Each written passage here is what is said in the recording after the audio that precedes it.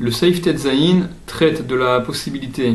de poser ce que le Shulchan Aruch appelle Inpanada, c'est une pâtisserie fourrée, on expliquera, face au feu. Dit le Shulchan Aruch, Mutar liten Inpanada keneged ha'esh, il est permis de poser une Inpanada, donc c'est une pâtisserie fourrée, et de surcroît fourrée avec un aliment gras, de sorte à ce que, à proximité du feu, le gras va se liquéfier, donc va passer d'un état de solide à liquide. Malgré cela, dit le Shulchan Aruch qu'il est permis de mettre cette inpanda keneged ha'esh face au feu, bemakom shayad soledet, à un endroit où la température est au moins égale à yad soledet, ve'af al pi she'ashuman sheba shenikrash, et bien que la graisse, l'aliment gras, qui est à l'intérieur de cette inpanada, shenikrash, qui s'est donc gélifié, qui a durci, choser venimoar, va fondre au contact de la chaleur. Le Shulchan Aruch dit que c'est permis, et le Mishnah Berurah explique que on va se référer à la situation initiale, c'est-à-dire à la situation de départ de cette graisse lorsqu'elle est chaude, lorsqu'elle est froide, à savoir elle est solide, et par conséquent d'avar yavesh, quelque chose de sec, de solide, qui a déjà subi une première cuisson, n'est plus matière à cuisson, en bishul achar bishul, et quand bien même le produit obtenu sera quelque chose de liquide, ce qu'il compte de retenir, c'est la situation de départ, à savoir cette graisse lorsqu'elle était froide, et donc on lui attribue et on conserve son statut de solide, qui n'est donc plus matière au bishul, malgré le fait que la chaleur aura pour effet de liquéfier cette graisse qui avait durci, qui s'était gélifiée. Et le Taz pense différemment. Le Taz explique que le Shulchan Aruch considère que cette graisse, puisqu'elle va fondre, elle est à considérer justement comme davar lar, quelque chose de liquide, et par conséquent le Taz dit que la permission du Shulchan Aruch, c'est simplement de poser un endroit où la chaleur n'atteindra pas yad soledet. Mais ça n'est pas l'opinion des autres poskim. Rajoute le Rama, Vekol sheken kdera, et à plus forte raison une kdera, une casserole, chez Yeshba rotev shenikrash, dans laquelle il y a un bouillon qui s'est gélifié, qui a durci, c'est-à-dire casserole dans laquelle il y aurait du bouillon et la couche supérieure de gras aurait durci, à plus forte raison que ce sera permis de poser donc à proximité du feu, parce que lorsque la graisse, le gras, fond, enobain, il n'est pas visible, des charrets, et c'est permis, par conséquent, à plus forte raison que cela est à permettre. Le Mishnah Berurah explique que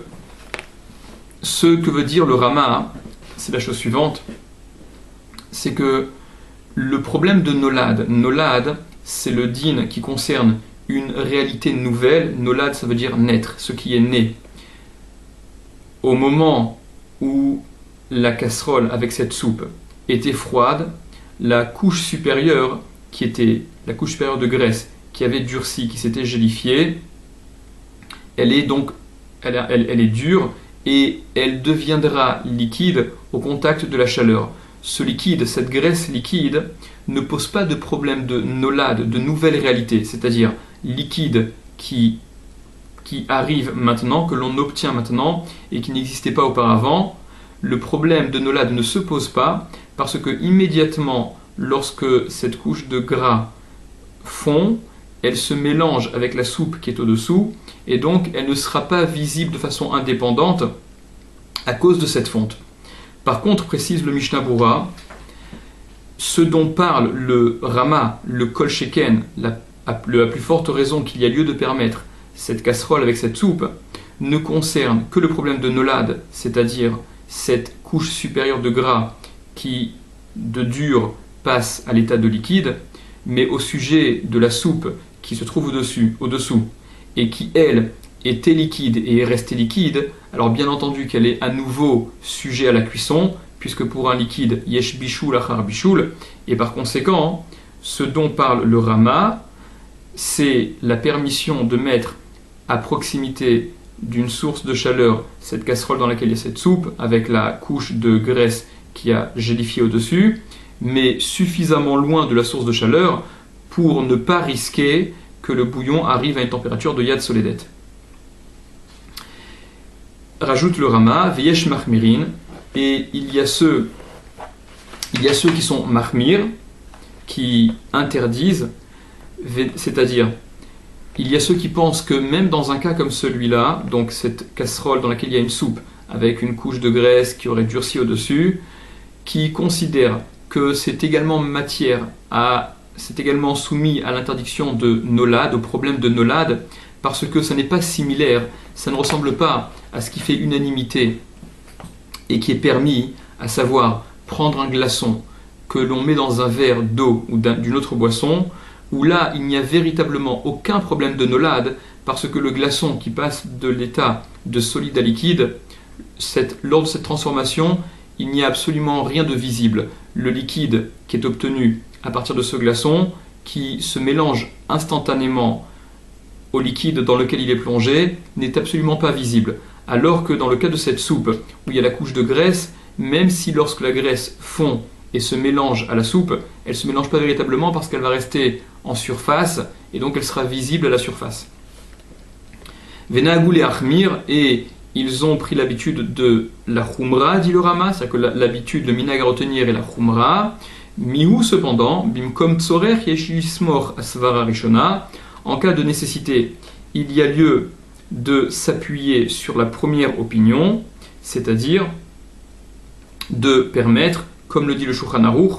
et le Mishnah Berurah rajoute que avant que le four n'ait été allumé, on pourra mettre la pashtida, donc cette pâtisserie, à proximité de ce four, à proximité du feu, parce que de toute manière, donc et ça sera allumé par un goy ou avec une minuterie, parce que de toute manière, certains permettent les khatrila de le faire, c'est l'opinion du Shulchan Aruch. Cela dit le Mishnah Berurah, on ne pourra faire cela que si ça n'est pas en présence d'un Hamaharetz, d'un ignorant, qui risquerait de tirer des conclusions erronées.